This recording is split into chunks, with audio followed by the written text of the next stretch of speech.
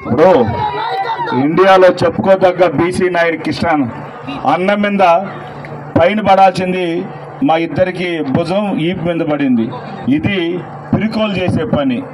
పిరికోలు ఇదే పని చేస్తారు. జగన్ అన్న కూడా సంపాలని చూశారు.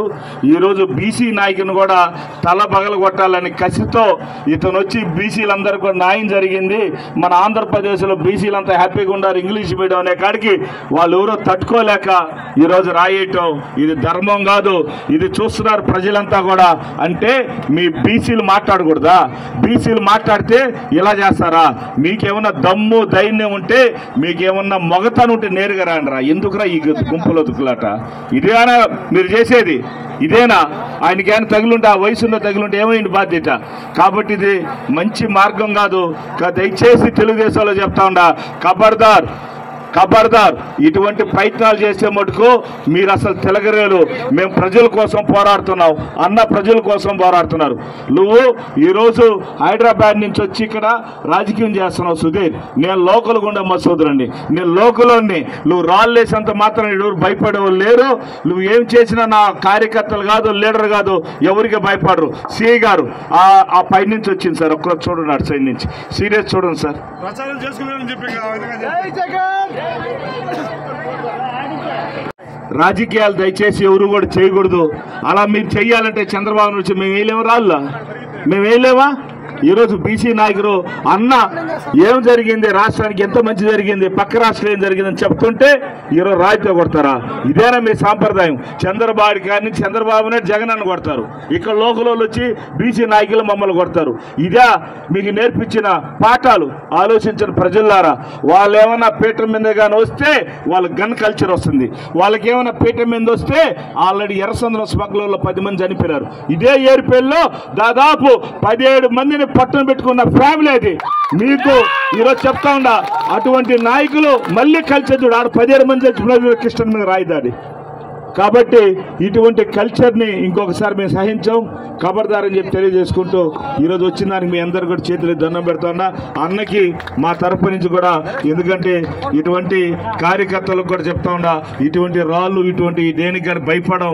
మా నాయకుడు కూడా భయపడలా, మా కృష్ణన్న కూడా భయపడ్డు, మేము భయపడం. మా లీడర్లంతా కూడా ఈరోజు ధర్మయుద్ధం చేస్తున్నాం. కాబట్టి రాత్రి చూడండి మన ముందటి వాళ్ళ కొడుకుని చూడండి, మర్డర్ చేసి ముండరావే కొడుకుని. నిన్న ఒక బీసీ నాయకుల్ని ఈరోజు నేను తలకాయ పగలు కొట్టారు. చూడండి, చిన్న పిల్లగాడు, ఆ అబ్బాయి ఇంటర్మీడియట్ చదువుతూ ఉంటాడు. చూడండి, తలకాయ పగిలిపోయింది. ఇటువంటి కల్చర్ని మేము సహించాము. ఖచ్చితంగా దీన్ని అడ్డుకుంటాం. ఖచ్చితంగా దీన్ని తగిన చర్య ఎవరు చేసినా కూడా చెల్లిస్తాం. 5 రోజులు అమరణ నిరారణ చేసి ముట్టి పేదకోవాలని చెప్పకుండా చేస్తే వెంటాడి వెనుదులుతామపి నేను నక్సలైట్ అన్ని కాబట్టి కోసం కొట్లాడుతుంటే మంచి చెప్తుంటే రాలేతున్నారు. నేను 5 అన్ని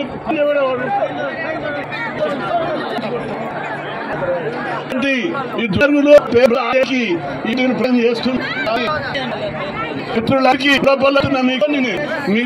మిత్రులకి మీరు ఆశయాలు జగన్ రెడ్డి పక్క ఉండదు. పోలీసు మన ఆలయం చేస్తున్న